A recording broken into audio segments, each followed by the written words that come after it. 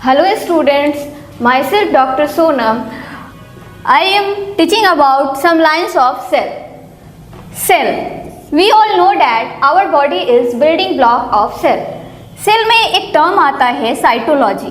Cyto मतलब cell और logy means study. The study of cell that is called cytology.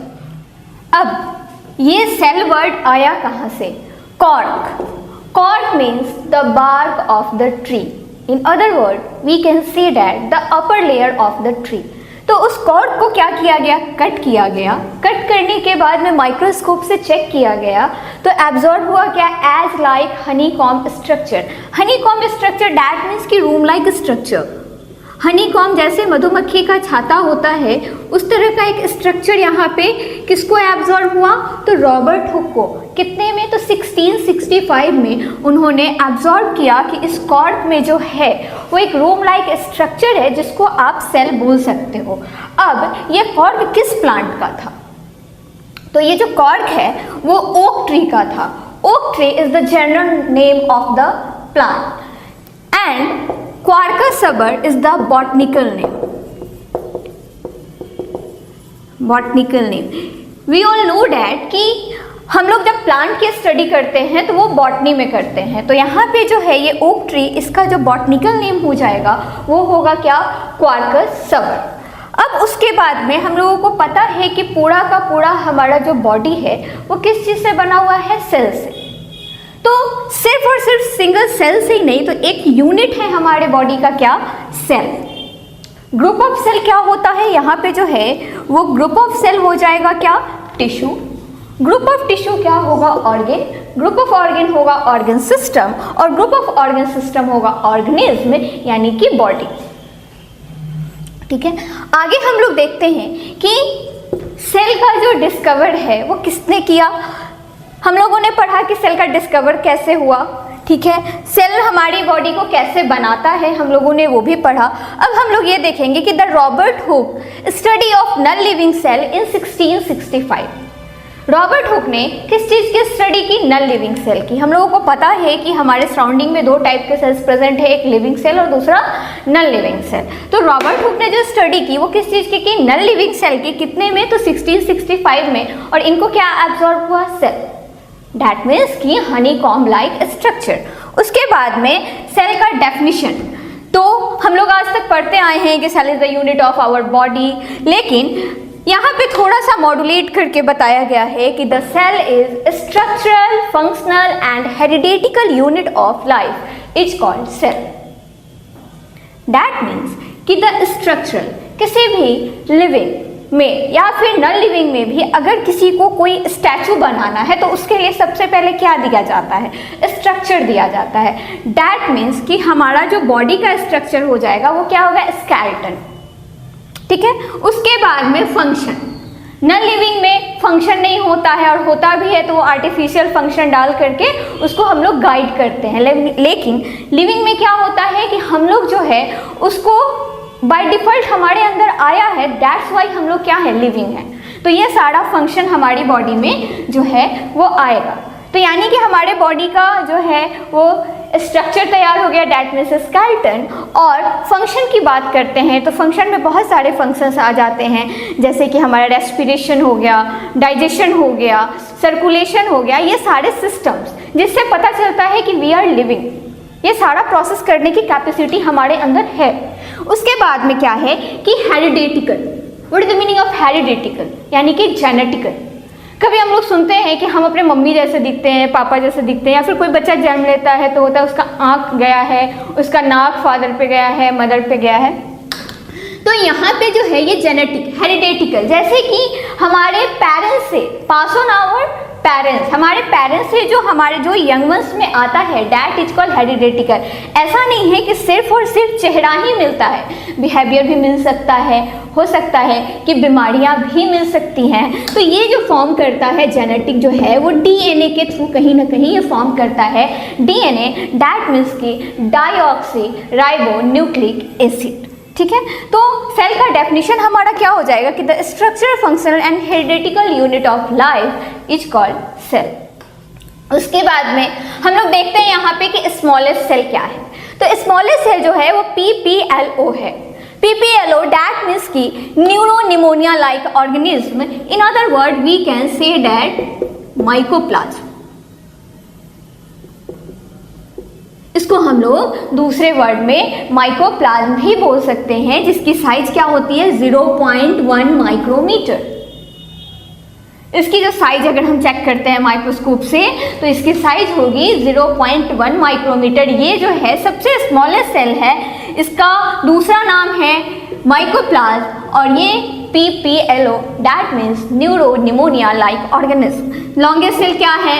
Nerve cell है। It's only found in human. उसके बाद में human and animals we also can say that. उसके बाद में क्या है? बिगेस्ट सेल, दैट मीन्स कि सबसे बिगेस्ट सेल क्या है? वो है हमारा ऑस्ट्रिच एग। अब सेल के बारे में हम लोग देखते हैं कि एक सेल होता है क्या? यूनिसेलुलर, और दूसरा होता है क्या? Multi cellular. यहाँ नाम से ही क्लियर है कि यूनि दैट मीन्स कि सिंगल, वन। सेलुलर मीन्स क्या? सेल। इसका डेफिनेशन क्या होगा कि दोज ऑर्गेनिज्म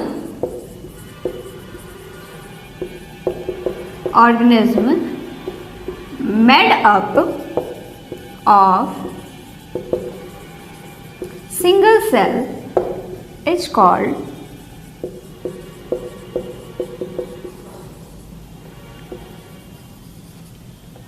एग्जाम्पल में आप देख लो amoeba,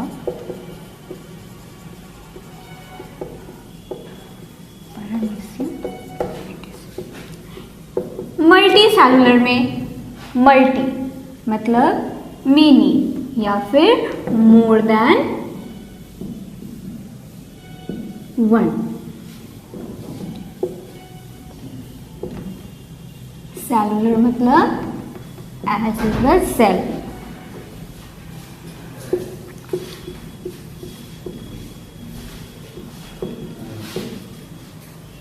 Those organisms made up of more than one cell or many cell is called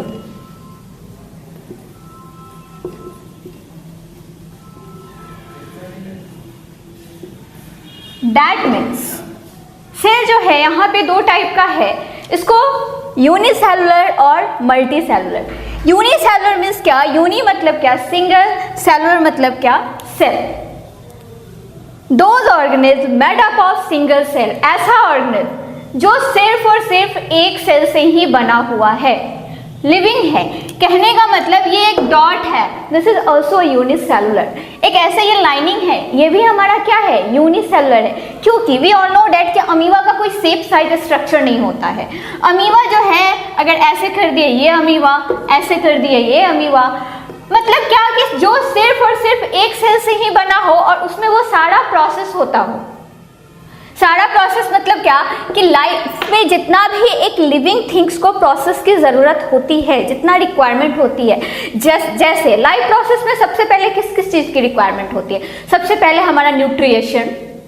amoeba अपना न्यूट्रिएशन करने की कैपेसिटी रखता है एक सेल से भी, ठीक है। उसके बाद में हमारा क्या आ जाएगा? रेस्पिरेशन, यानी कि वो सांस लेना। उसके बाद में क्या आ जाएगा? आपका डाइजेशन, जो हम खाते हैं उसको डाइजेस्ट करना। उसके बाद में क्या आ जाएगा? ट्रांसपोर्टेशन, दैट मीन्स कि जो भी ब्लड या फिर जो खा रहे हैं उसे एनर्जी फॉर्म हो रहा है तो अकॉर्डिंग टू रिक्वायरमेंट वो क्या करता है? सप्लाई करता है। उसके बाद में क्या आ जाएगा? एक्सक्रिएशन, यानी कि हम जो भी खाते हैं वो 100% डाइजेस्ट नहीं होता है, जो भी वेस्ट प्रोडक्ट बच जाते हैं वो स्टूल या यूरिन के फॉर्म में बाहर निकल जाते हैं, ठीक है। तो वो हो जाएगा एक्सक्रिएशन। और last one is what? Reproduction, that means कि बिना रिप्रोडक्शन किए हुए लिविंग का जनरेशन आगे नहीं बढ़ सकता है, ठीक है। उसमें क्या होता है? तो ये सारा प्रोसेस करने की कैपेसिटी आना, दैट इज कॉल्ड लिविंग। ठीक है। उसके बाद में तो यहाँ पे क्या है कि अमीबा, पैरामीशियम, ये सारा कुछ जो है हमारा यूनिसेलुलर में आता है। ये सारी चीज़ करने की उनकी कैपेसिटी होती है। उसी तरह से मल्टी सेलुलर मीन्स व्हाट, नाम से यहाँ क्लियर है कि मल्टी मतलब क्या, जैसे आप लोग सुनते हो कि मल्टीफेरियस है या मल्टी टैलेंटेड है। Multi talented that means what कि एक से ज़्यादा काम वो कर सकता है, उसमें कैपेसिटी है कि वो एक से अधिक वर्क को कर सके, वो भी अच्छे से कर सके, that is called multi talented. तो यहाँ पे same as it is multi cellular, multi मतलब मेनी या फिर मोर देन वन यानी एक से ज़्यादा, सेलुलर मतलब क्या, cell. That means the definition will be those organism made up of more than one cell और many cell is called multi cellular. इसमें एग्जाम्पल में ह्यूमन्स, हम लोगों को पता है कि एनिमल्स जो है वो ह्यूमन की कैटेगरी में ही आते हैं, तो आप यहाँ पे एनिमल्स भी लिख सकते हैं, ठीक है। उसके बाद में जैसे हम लोग न्यूट्रिशन की बात किए तो थोड़ा बहुत हम लोग कवर करते हैं कि न्यूट्रिशन में क्या है कि लिविंग में न्यूट्रिशन होता है, तो न्यूट्रिशन भी जो है वो दो टाइप का होता है। कौन कौन होता है, तो एक ऑटोट्रॉपिक होता है और दूसरा क्या होता है, हेटेरोट्रॉपिक होता है। ऑटोट्रॉपिक न्यूट्रिशन यानी कि ऐसा ऑर्गेनिज्म जो कि अपना खाना खुद बनाता हो, किसके प्रोसेस से, जो भी प्रकाश संश्लेषण की क्रिया, दैट मीन्स की फोटोसिंथेसिस के प्रोसेस से, किसके हेल्प से, तो रॉ मटेरियल्स के हेल्प से, दैट इज कॉल्ड ऑटोट्रॉपिक। और ये किस में होता है, तो प्लांट में होता है, ठीक है। प्लांट में क्या प्रेजेंट होता है, क्लोरोफिल लीव्स में। तो क्लोरोफिल के कारण जो है उसमें, क्लोरोफिल क्यों ग्रीन होता है, तो उसमें एक ग्रीन कलर का पिगमेंट होता है present, that is called chloroplast. उसको हम लोग क्या बोलते हैं, क्लोरोप्लास्ट बोलते हैं, जिस वजह से फोटोसिंथेसिस का प्रोसेस जो है वो कंप्लीट होता है। उसके बाद में हेटेरोट्रॉप की बात करते हैं, तो हेटेरो मतलब क्या, depend on other, just like animals, humans जो भी है, हम लोग क्या है, दूसरे पे डिपेंड है।